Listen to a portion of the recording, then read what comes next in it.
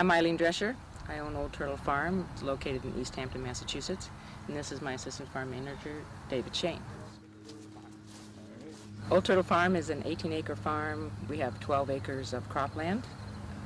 We market mainly through a CSA with a little extra going to some local grocery stores. We have 146 shares this season, feeding 227 families. Cover crops are a real important part of our farm. We keep half of our land in cover crop. We use it mainly for our fertility program, since we don't use a lot of other types of fertility here on the farm. We also use it for weed suppression. We graze our layers on it. We have a flock of layers that we pasture on our cover crop throughout the season. They are free-ranged within an electric net that's moved every 2 weeks and housed in mobile coops that we move every day. They do a lot of bug control for us, as well as create some fertility. We have a system whereby we have cover crop next to crop, so we use it for beneficial habitats as well.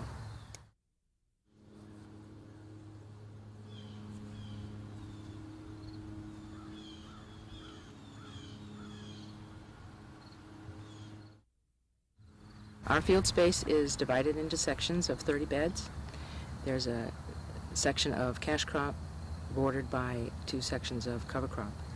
The next season, those are rotated such that the cash crops are now in sections where there was some cover crop. Each of our sections contains 30 permanent beds. They're mostly 300 feet long by 45 inches center to center.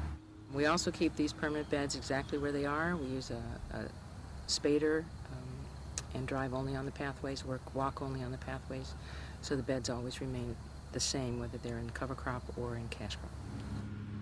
After our cash crop, we would seed with rye and vetch, or just rye as the season gets colder.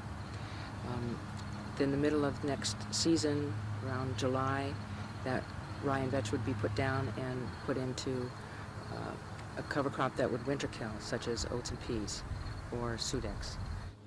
This section was in cash crop earlier in the season, and it's now been spaded down and put into rye and vetch. We are on a permanent bed system, so the pathways always stay in the same place, and the bed is planted with cover crop. We keep the pathways clean so that we're able to find the bed the next year. We use a permanent bed system mainly to reduce compaction and to help with maintain good soil structure.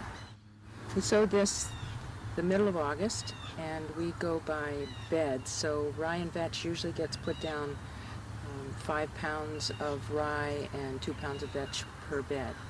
And since we go bed by bed, we just mix the seed according to the number of beds we're going to put down at that time.